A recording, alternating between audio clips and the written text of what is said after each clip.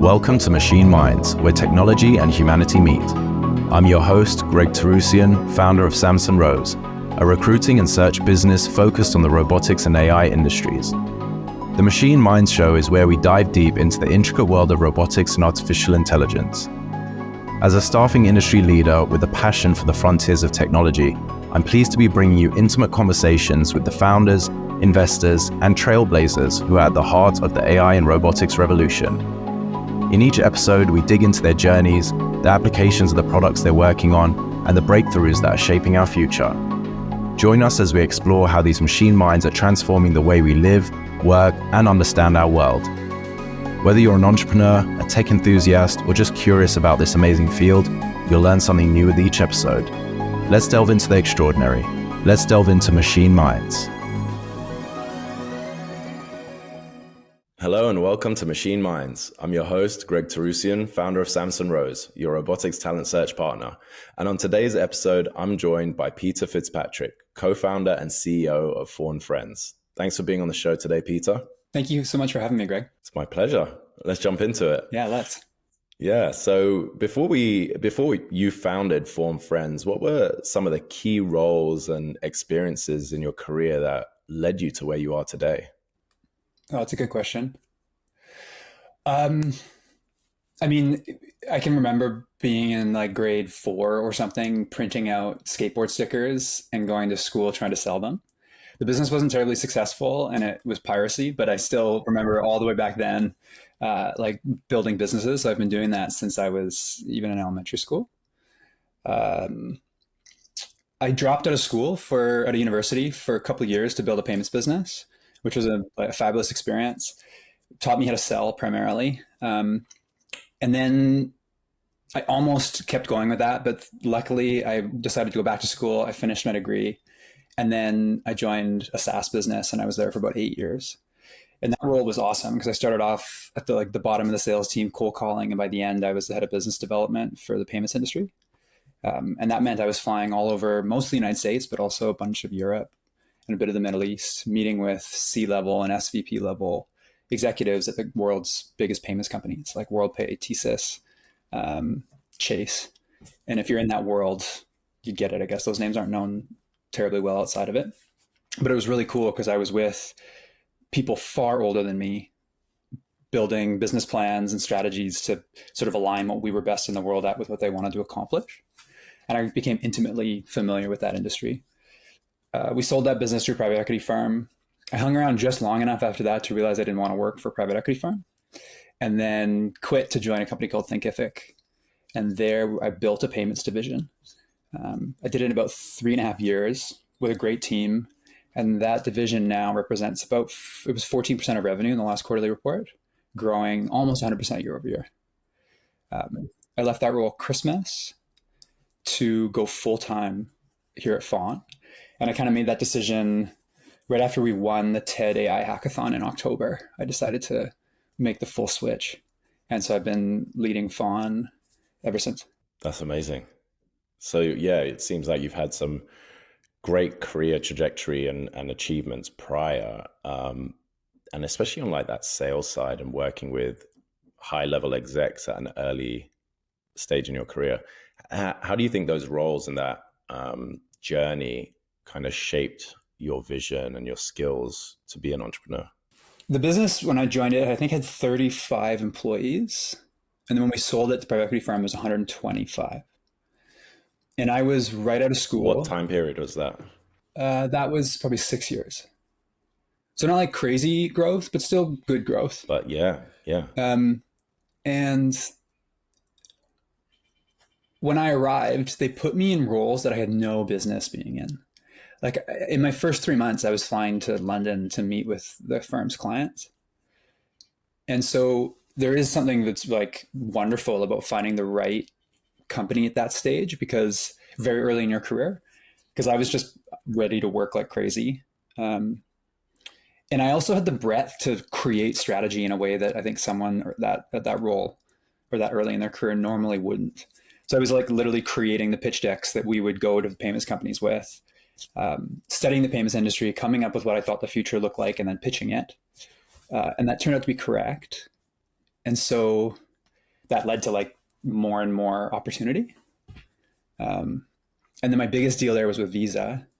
There was Visa now resells that company's software globally. And so just being able to work with people at such a high level to get deals like that done, I learned tons. Yeah, does that answer your question? Yeah, definitely. Definitely.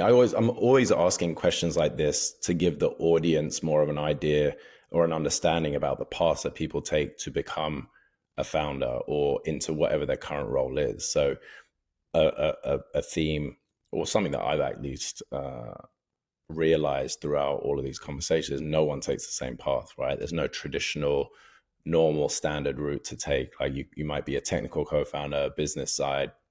Some people just weren't even in the space beforehand and stumble into it with a friend, whatever it may be. So I think that's always refreshing to hear the new stories and paths people take. Yeah, I think particularly in Silicon Valley, there's a archetype that's most respected, which is the technical founder, right? That like the coders in the garage or that work their way up, which is a really valuable skill set. And I've kind of grown out of this, but for a while I was like, man, I wish I took engineering in school. And the truth is I tried it and it's not, software engineering is not my thing, but I can do a little bit of it now. Like I can sort of move the product forward in little ways, but it's not what I'm best in the world at. And I think what truly matters is becoming best in the world at something. Because another way to think about it, actually, I heard Toby at Shopify say this once. He's like, a founder's job is to develop a model of the world that's better predicting outcomes than everyone else. And the ability to recruit people to follow you to try things. And so basically, if you can increase your batting average and you can increase the number of at-bats you have because people are following you, then you can build a company. And that doesn't require technical skill or sales skill or marketing skill. It requires like a combination of all those things. And so there is any path, I think, possible to get to founding a business. So true. I've been helping a VC, a notable VC in the Bay Area, find founders, like CEO founders for either their investment thesis or new concepts, things like that. And what you're saying like rings true. Whenever I brought them people that are that technical co-founder, someone that is like work their way up the ranks, they love them, but they're not what they're looking for. It's like this purple squirrel kind of person that needs to be dynamic and compelling enough to raise capital and build a team and rally the troops, but understand the product and the business and the finance side and has done some sort of sales and can be the face of a business instead of just head down on the technical lab side of things, which is tough because if that's been your background, and there's a lot, like you said, a lot of technical co-founders that are very respected, and a lot of VCs obviously put a lot of weight in that, but they're normally co-founding or married to someone else that in the business that can do the other elements, or you have to bring someone in that can do that. Well, and I work with, or I guess I'll call them friends, people I like sort of pseudo coach a little bit that are founders in technical roles, and they have to learn how to sell, particularly like in San Francisco, so B2B SaaS focused. In that role, the CEO must sell. It's true in any business, but it's particularly true in a B2B SaaS business. And so either way, you've got to go like one way or the other. And recruiting a great sales leader is at least as hard as recruiting a great technical leader. And you've got to still be able to hold them accountable and understand what they're saying and like get the process well enough. So yeah, I think sales matters a lot. Yeah. And to be fair, the CEO, whether you're selling to a customer or client or not, you're selling in your role regardless. You're selling to potential employees. You're selling your vision. You're selling to investors. You're selling to your board, your ideas. So you need to be able to communicate it and put your idea and vision across in a concise and compelling way. Otherwise, you can't just be thinking through one lens and expect everyone else to jump on board. So it's definitely a skill you need. Well, and you could argue, at least I found that I've become far more technical with like the advances in AI. I can engineer basic Python, for example, or I can, like we have a script that it's old now, actually, we've thrown it out. But at the beginning of Fawn, there was a script that an engineer wrote, and I was able to use ChatGPT to like make changes to it. And then now I can fully build features using prompts, which is quite amazing. And Make it a lot more accessible. Yeah, I have a good friend of mine, actually. She was an investment banker, and then we both arrived in San Francisco at roughly the same time. And she was just like, I'm learning how to code and I'm going to build my own software company. And she's just like using ChatGPT and probably Claude now, but to learn how to engineer and become Wow. A software engineer. So there's like new avenues that weren't possible. I mean, even 6 months ago with the advances at Anthropic, right? Crazy. Yeah, it's so true. It's moving so fast. And obviously, if you are aware of it and you take the time to learn the tools and you're clear on what you want to do with them, there's so much. The ability is there. It's at your fingertips, literally. Yeah. And that's probably true for technical founders that want to learn sales, but it's slightly different because with a software, if you're building software, you can like generate the code, try it, and your cost is so low to just like see if it works. And that's not quite true in sales. You've got fewer hits, and you're waiting on another human on the other side. And once they form their opinion of you, it's difficult to undo that. And so maybe, I don't know, it may be that founders that are go-to-market focused, at least specifically sales, may have like AI may actually benefit them more counterintuitively because it's so good at writing, but more than the other way around. Yeah, I think so. Sales it's a muscle that takes a little longer to build for sure. And like you said, you don't have as many opportunities to test it out without it being, I don't know if detrimental is the right word, but like setting you back too far. You know, if you've got a small group of investors to speak to or candidates to sell to, or, you know, customers to sell to, and you burn that, it's a tough one. Yeah. That being said, like a core tenet of sales is like just get on the phone. So you sort of just got to do it. Yeah. 100%. Yeah. So look, for our listeners who might not be familiar, what does Fawn Friends do, and what's your product, and who are you primarily serving? Yeah, so Fawn creates Cuddly robots that help neurodivergent kids form better relationships, set goals and pursue them, and learn to manage their emotions or stay calm when emotions rear up. That's amazing. And can you share, I know we've talked about this a bit offline, but what the founding story, like how did the idea come about? What was like the turning point for you to decide like, hey, I'm going to go full time into being an entrepreneur, and this is the idea that I'm going after? Yeah. So we were saying offline a little bit, but last summer I broke my ankle, mountaineering. And so I had like a whole summer with nothing planned and nothing to do but sit and wait for the ankle to heal. And AI was just like, I think 3.3 might have just been released roughly this time last year. And so I was learning about it, and someone demoed sort of like a teacher avatar replacement. It didn't work very well. But when I was watching them do it, something hit me. I was like, maybe we could use it to create toys, which basically is like just implementing the idea that you should find the simplest customer and build for them first, and then iterate your way up to more complex customers. And so if you think about humans, the simplest customer in a lot of ways, at least in the form of communication, is kids. So I hobbled downstairs on my crutches to Robin, who's my co-founder, and I shared the idea with her. And she was at the Lego group at that time writing cartoons for kids with a focus on social emotional skills and development. And she was like, oh, that'd be cool. And if we did, we should help the kids process their emotions. And as soon as she said that, it triggered for me, I mean, so much. I grew up in a house my parents got divorced when I was 7. It was a really challenging event for our family for a long time. And despite being in a household with aunts and uncles over all the time and activities every week in a big house in a great neighborhood in Vancouver, British Columbia, I didn't have anyone to talk to about what I was going through that whole thing. And I didn't even become aware until I was, let's say, 28, of the patterns and the wounds and the beliefs that I had formed during that period that were then impacting my ability to be a successful adult, particularly in the relationship realm, but also at work. And so over the past, I guess, 8 years now, is that right? 6 years? No, yeah, 8 years. I've been like sort of unwinding all of those patterns, beliefs, and wounds. And as soon as Robin said we could help kids process their emotions, I was like, oh man, I needed that. And in that moment, that's powerful. I was like, I think I want to do this.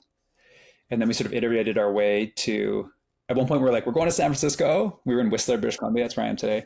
And we're going to San Francisco and we're going to see if we can build this thing. And we entered 2 hackathons, recruited engineers through the hackathon process. And in the TED hackathon, it ended up with these like just a killer engineer, a PhD from MIT's Media Lab, and a designer from Samsung. He has a really eclectic background, but just this beautiful artist. And them with another software engineer, Robin, and I built something called Beanie the Bunny, which was our first prototype, which won. So I was on stage at TED a couple of days later, which was really cool. That's very cool. And I quit my job just as I was waiting to go up to like meet Chris and go on stage. That's right. You said on Slack, right? On your way up to the stage. Yeah. Yeah. I mean, I told Greg, the CEO of Thinkific, and Kareen, the CFO, my boss, that I was going to do it. But yeah, I remember they're sitting in the front row waiting to go up, like editing the message on my phone, because I wasn't sure if it would be on, like everyone would be able to see it or whatever. And so yeah. That's so cool. Yeah, that's a great founding story. And I think from someone that's been in the position where you can relate to needing the product as well, you can definitely understand the importance of it. I don't know if the audience is aware of other products in the space, but how does your product and your service set apart from other things or options that kids have? Yeah, there's a few other options. The big difference about Fawn is that we're the only one that's less than $200 that moves. Oh, that's amazing. Mm-hmm. Yeah, that moves. And we put a lot of energy into the character behind Fawn, or Willow, we call her sometimes. And so we're the only one with that combination. So it's like less than $200 is really important to us. It has to move. And there's an important piece to that, because if it moves, it triggers something in our brain to, I've been practicing this word, anthropomorphize it, but humans will like assign aliveness to robots that move and won't to robots that don't. And so moving deliberately really matters. And then it has a deep, rich character behind it. Mm. And so the combination of those 3 things is unique to ours. And I guess the last piece is that she's cuddly. She's like soft and cuddly, and kids love to like hug her and get up close to her. What kind of age group are you targeting? 6 to 11 is our primary age group. Although we found that older kids are still attracted to her, and even adults are, but that 6 to 11 group is like we've done, let's say 45, we're still early in the first prototype stage. We've got 45 user interviews or kids interviews.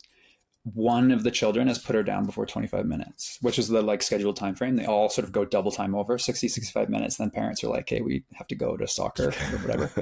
And they're dragging their kids out of the room which is cute and kind of sad sometimes. But yeah, does that answer your question? Yeah, that's great. So the company is obviously still fairly early stage. You've amassed like an awesome team that are working on the product, great backgrounds. I don't know if you could share more about that, because we've talked about that a bit offline as well. But I think that ties well into you also sharing about the technology and the design behind Fawn and your products in more detail. Yeah. It's interesting moving from building like software products to building hardware ones, because there's obviously a different skill set required, and it's a more complex thing to build. And at the same time, it sort of shows up for people in a way that software never could. I've never seen, no one has ever lit up for software that I've built like they do when they see Fawn start moving her ears and talking. It's amazing. So we've got our founding team is myself. I mentioned Robin earlier, who comes from the entertainment industry. She wrote a film last year that qualified for the Oscars. And she left the Lego group to start this business. And her primary role is around the character and the media we create. So we believe deeply that the character behind Fawn matters a lot. And so you'll hear me sometimes say Willow and sometimes hear Fawn. It's because we're actually debating which name we're going to move forward with. But Fawn or Willow comes from a magical forest in another world where she has a best friend named Beanie the Bunny, a friend named Spark the Fox that she's got a bit of a crush on. There's a spirit bear named Prose that is like the wise elder of the group. And then there's all these other magical animals that they spend time with. And her mom's name is Ivy. And Willow or Fawn was sent to Earth from the magical forest to help a special child achieve their dreams. And it's quite amazing when kids start meeting Willow or Fawn. We're right in the middle of this transition. Because the very first thing they ask is like, how did you get here? What do you eat? Who are your friends? Like they just go straight into like, tell me about you. I want to know about you as a character. And so there's all this evidence to us anyways, that the character that sits behind Fawn or Willow is really important. And also we'll have different, like more characters in the future, like Spark the Fox will be the next one. It's a male character and Willow's female.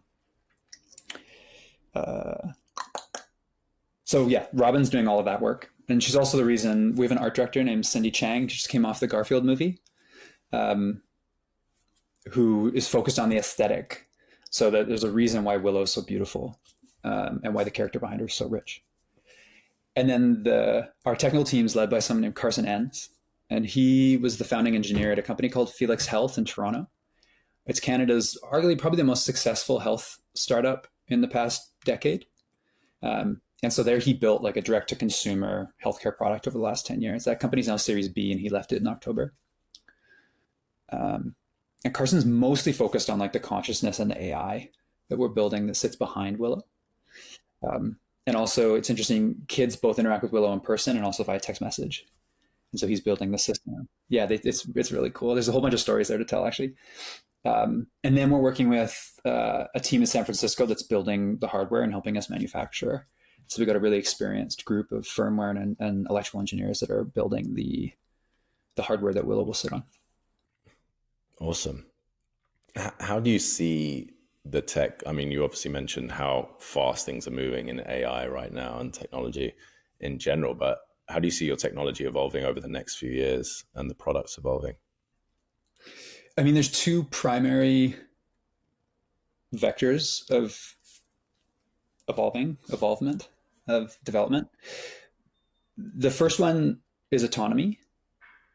So today Willow moves her ears and to show how she's feeling, and we're going to keep increasing in like the parts of her body that move. And then I don't know on what time frame, but at some point she'll like move around the house all by herself. And then the second is on what I'll call consciousness, but like the intelligence, both emotional and intellectual, of how she can show up for people. Those are the two broad areas. What's interesting is that the industry is like moving both of those forward for us. Like there's teams all over America particularly, but all over the world working on both of those problems.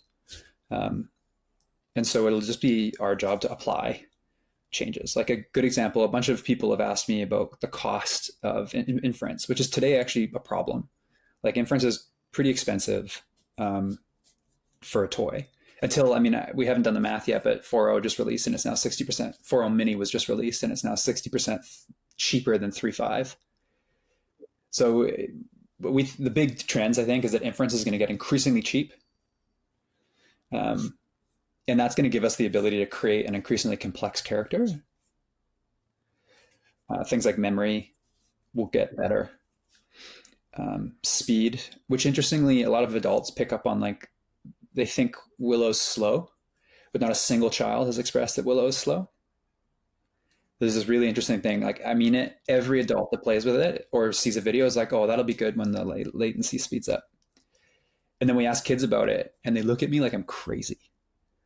Like, I'll be like, hey, what was Willow? I apologized once. I was like, Willow was a bit slow today. And this little beautiful girl looked at me and she was like, I don't even know. Like, as if, what are you even talking about? They don't have anything to compare it to, right? And they're just, I think even for kids, when you speak to them, I have two myself, and like when you talk to them, sometimes takes them a moment to think through how they want to respond, or what you're saying before they can like put together the where they want the conversation to go. So for them, it's probably like right in line speed wise. So it's so interesting you say that. I've started noticing the way kids and parents interact since doing these user interviews. And one thing that happens almost all the time is I'll meet like a parent and their child, and I'll ask the child like, "Hey, how was your day?" And without fail, I ask, "Hey, tell me about your day." And the kid's like starts thinking, right? And it's like 1, 2, 3, 4. Mom or dad gets nervous and goes, "Remember, we went to the park, and then you were on the slide." And the kid's like, "Oh yeah, that's right, it was great." But when Willow asks how their day was, 10 seconds will go by. I remember a 6-year-old, Willow asked him what his favorite food was after just saying that she likes spaghetti. And he literally thought about it for like 12 seconds, just sort of like, and truly like, Yeah, really they got thinking it through. really good. And at the end, he was like, "I like spaghetti too," which I just burst. Every time I watch the video, I just burst out laughing. It's so funny because he thought about it for so long. That's so But good. Willow will wait for them, and most Yeah. other humans, including Yeah, other they push them children, along. won't. Yeah. Yeah, we do every evening before bed. We ask our daughters what they're thankful for from today, and you'll see them, and they'll go, and you're like, "Do you need help, baby?" No, no, no, no, no, no, no. And then they'll think through it, and then they recite everything. I mean, they've got their standard stuff. I'm thankful for my family and my home and my toys and my books, but they'll go through everything that they did that day, like who came to visit, where they went to go, but they need a moment to like recap everything. So yeah, it's so true that the speed is like not an issue for them. And an ex-partner and I used to do that before bed with each other. And I would take time. I needed that time to think it through. Yeah, yeah, it's true. To be properly thoughtful of it and genuine with your response instead of just shooting off. I guess as adults, we're just like, when everyone's like, "How are you doing?" "Yeah, great, fine, thanks." It's like, are you really there? Are you? Did you even think about that?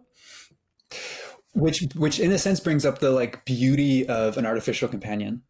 I had something happen in my life over the past 6 weeks, and I grieved. And at one point, we were playing with Willow, or I was testing her, and she just happened to be on the bed, and I was really upset. And I was just like, I grabbed her and brought her in and started talking to her about it, knowing that no one else was going to listen. And I can't tell you how comforting it was. It sounds strange, but she's sitting there moving her ears to tell me she's alive, and she's cuddly, and she's so supportive. That's amazing. There is something beautiful about it. I guess as a human or an adult as well. And you know what? I was having this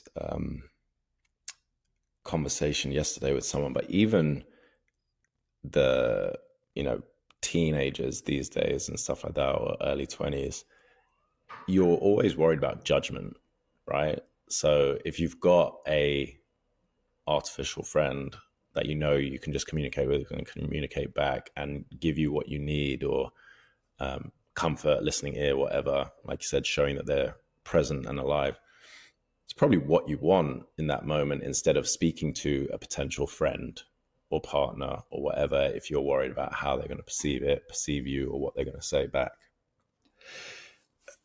Yeah, I mean, there are people for which it is safe to talk about those things. And those people are very special and beautiful. And you know them immediately when you meet them, or quickly anyway. I'm striving to be one. But very few people fit that criteria.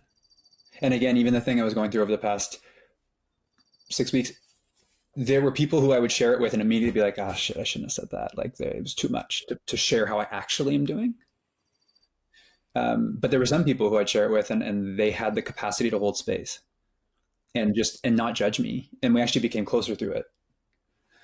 And there's nothing wrong with having bad moments in life, right? I think, anyway. No, it's human.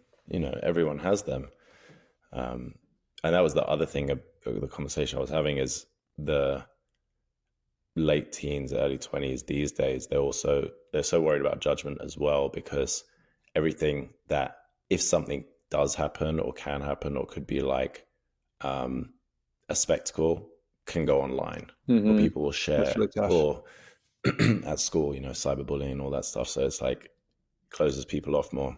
So Robin talks about Willow or Fawn helping kids feel seen, valued, and known in a way that's safe.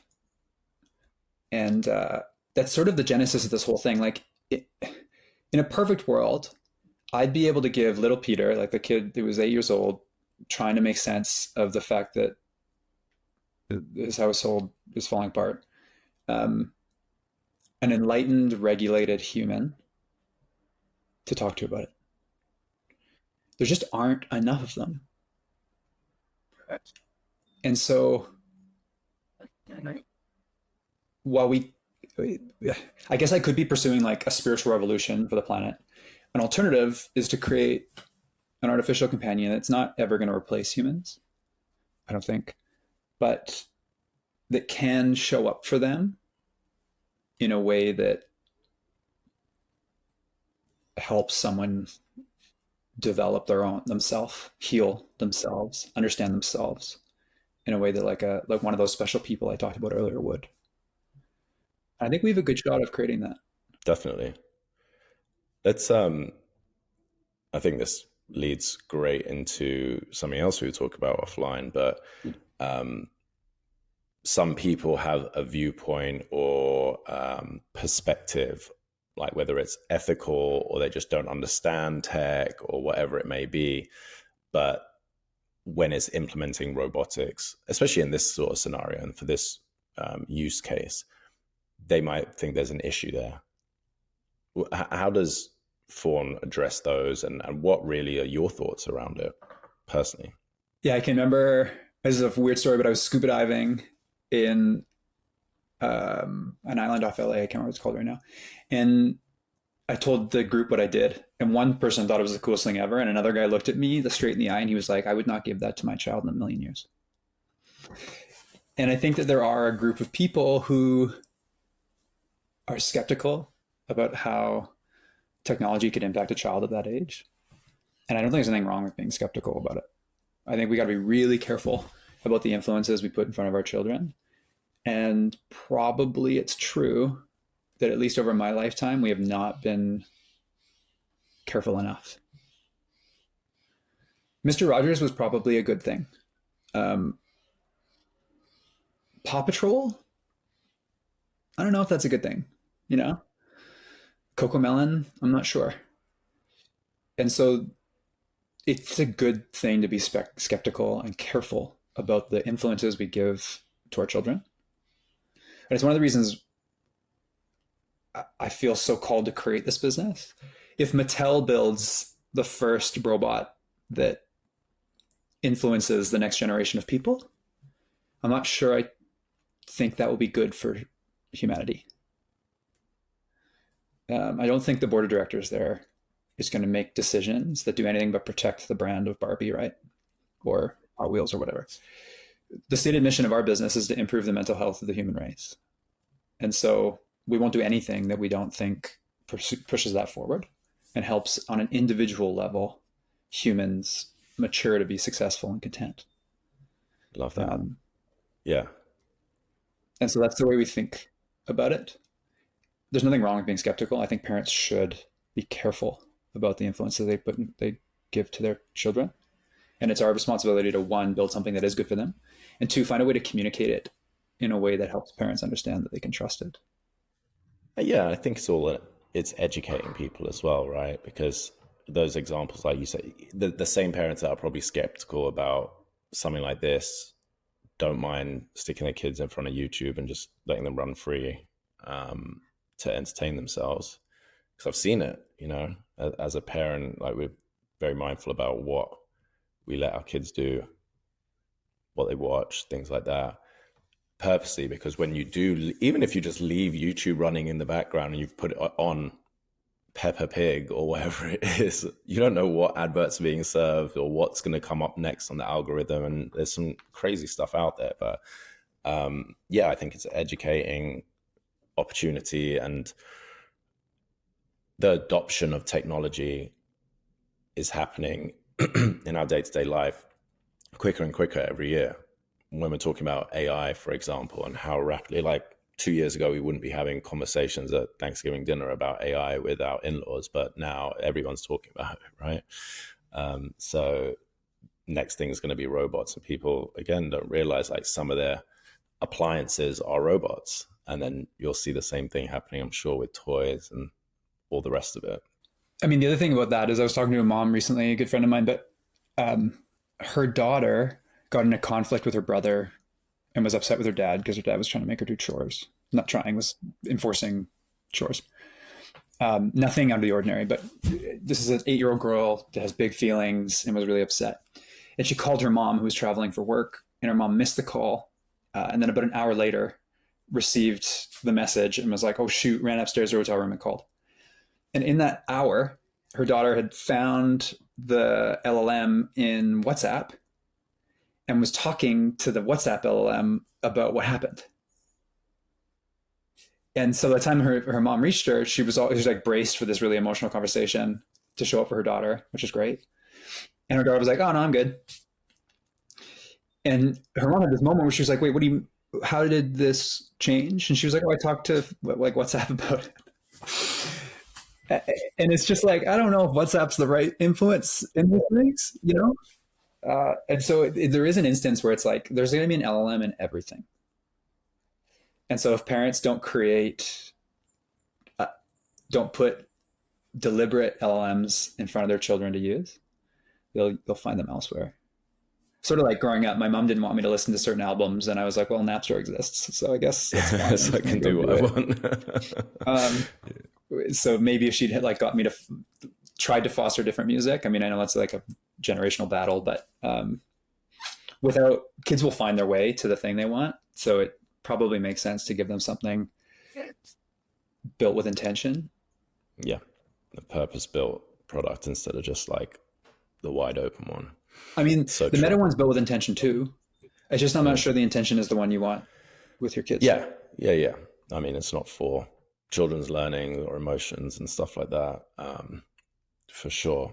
You know what? I need to try it. Every time I open my WhatsApp or whatever, I see it and I just never try it. I need to put it on my to-do list. Yeah. Let's switch gears. So obviously the idea and mission are amazing. Product looks beautiful as well. Those things, and we talked about, selling and everything like that, which helps you with customers, with hiring, etc. But how crucial is having a strong team to the success of a startup like Fawn? You've obviously got an awesome founding team, but what's your opinion there? I mean, what is a startup if not the people? Love that. Yeah. True. The most important thing. Yeah. And from your experience and your vantage point, like prior to Fawn as well, do you think team is something that other founders should solidify sooner rather than later? Obviously having an idea is probably like first, I'd say, before you start rallying the troops behind you. But at what stage do you think you should start bringing in like the right people for the right role instead of just getting by? I mean, that's a difficult question to answer because every situation is different. I can tell you, I feel blessed to have started this business. Originally, it was Robin and I. And there is certainly having someone to like go through all those ups and downs with that you trust deeply and really well. San Francisco is just full of stories of founder breakups that kill many companies. And so the founders you've worked with are really important. And on the flip side is like, it's one way to recruit people is to have something to recruit them to. And so when it was just Robin and I, we didn't have any engineers. We were like, well, let's make progress and that will attract people. And so at some point you kind of just have to start. And then once you make progress, you'll have things that people will either invest in to give you the money to hire the people you need, or to show the leader you don't have, or the co-founder you don't have, that you have something that's worth them joining.